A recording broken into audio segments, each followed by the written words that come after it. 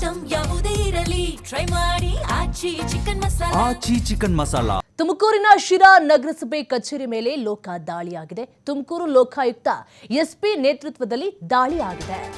ಶಿರಾ ನಗರಸಭೆ ಕಚೇರಿಯಲ್ಲಿ ಈ ಖಾತೆ ಹಕ್ಕುಪತ್ರ ವರ್ಗಾವಣೆ, ಈ ಸ್ವತ್ತು, ಯುಜಿಡಿ ಕಟ್ಟಡ ಪರವಾನಗಿ ಕೊಡಲು ಭ್ರಷ್ಟಾಚಾರ ಆರೋಪ ಕೇಳಿ ಬರ್ತಾ ಇತ್ತು.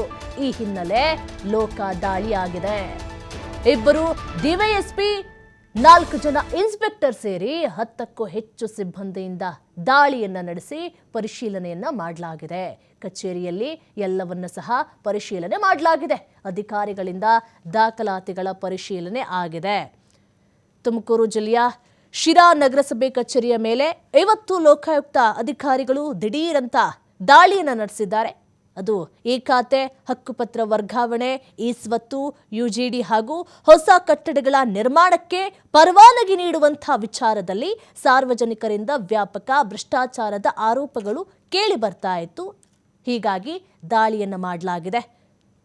ತುಮಕೂರು ಲೋಕಾಯುಕ್ತ ಎಸ್ಪಿ ಅವರ ನೇತೃತ್ವದಲ್ಲಿ ಈ ಕಾರ್ಯಾಚರಣೆ ನಡೆದಿದ್ದು, ಇಬ್ಬರು ಡಿವೈಎಸ್ಪಿಗಳು ಜೊತೆಗೆ 4 ಜನ ಇನ್ಸ್ಪೆಕ್ಟರ್ಗಳು ಸೇರಿದಂತೆ 10ಕ್ಕೂ ಹೆಚ್ಚು ಸಿಬ್ಬಂದಿಗಳನ್ನೊಳಗೊಂಡಂತಹ ಎಲ್ಲರೂ ಸಹ ದೊಡ್ಡ ತಂಡವೇ ಕಚೇರಿಗೆ ಲಗ್ಗೆಯನ್ನಿಟ್ಟಿತ್ತು.